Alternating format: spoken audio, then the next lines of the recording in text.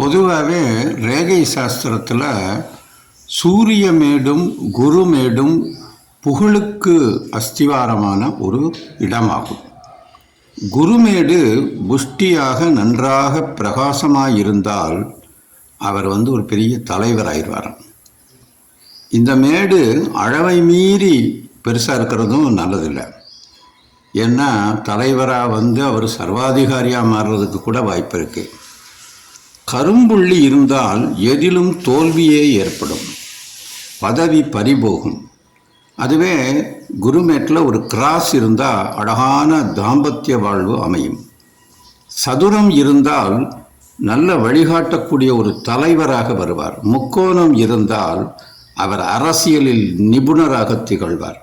வலைக்குறி இருந்தால் எதிலும் முன்னேற்றம் இல்லை, பலரும் சந்தேகப்படும்படியாக இருப்பார்.